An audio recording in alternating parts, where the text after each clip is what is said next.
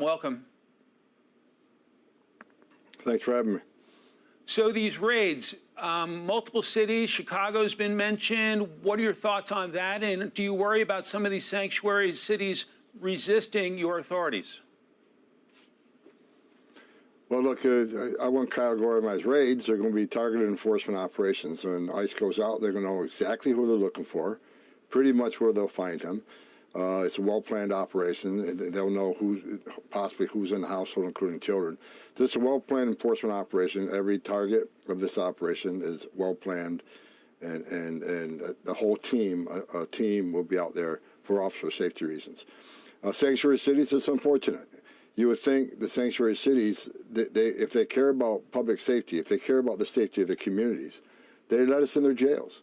I mean, that's what we want to arrest a bad guy. We want to arrest a bad guy in the safety and security of a county jail, where the officer's safe, the community is safe, and the alien's safe. But the sanctuary cities are going to force us into communities because they're going to release that public safety threat back in the community, which is a huge public safety threat, and it's going to force officers into the communities, and we'll find the bad guy. On his turf, we have access who knows what weapons, so it's very dangerous. But when we find the bad guy, he's probably with others that are in the United States illegally.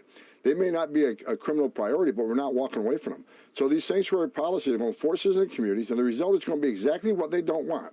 More aliens arrested, more collaterals arrested, because they forced us in this position. We know from public opinion that people want deportations of those who violate the law, who commit crimes while they're here illegally. How soon do you expect some deportation flights to leave? First week. I mean, we have got over 700,000 illegal aliens in the United States with final orders of removal. President Trump has been clear from day one, from the campaign on to today, that he's going to secure the border, and he's going to have the deportation operation. There has to be consequences for violating our laws. To enter the country legally is a crime. Then to commit a crime against a U.S. citizen, President Trump's had it. He has no patience. We're going to start this operation. We're going to fulfill the mandate the American people gave him on Election Day. Do you worry about the ACLU or some other group trying to tie you up in court? Oh, yeah. Everything we do, we're going to get enjoined down. We'll get sued every day, but it's not going to stop us from doing our job. But President Trump's made it clear, public safety is #1 on his list. How many young women have to be raped and murdered and burned alive until the sanctuary cities understand this? It's about public safety. Every elected official, whether you're a mayor or a governor or on the city council, your #1 responsibility is protecting your community. Help us.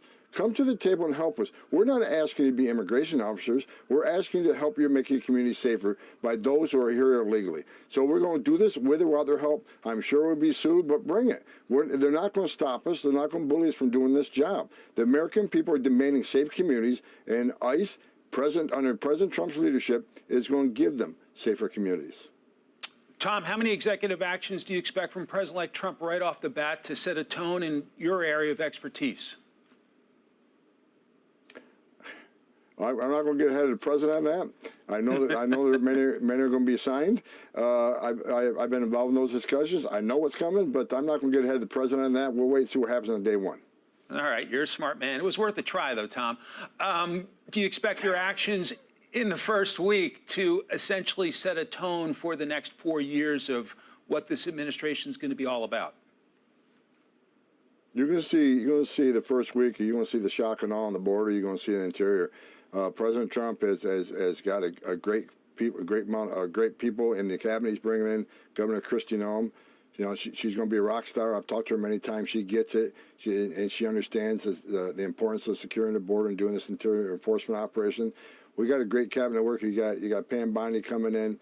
That's going to be a great AG. So President Trump put a great team together. We're going to secure that border the highest level ever. We're going to get back to the most secure border in my lifetime that President Trump had during his first administration, but this time we're going to finish the job. When you secure the border, you save lives. That means less overdose deaths from fentanyl coming across the border. That means less sex trafficking of women and children. That means less people on terrorist watch lists entering this country. We're going to end it this time. We're going to fix it, and American people are going to see the success of President Trump in his second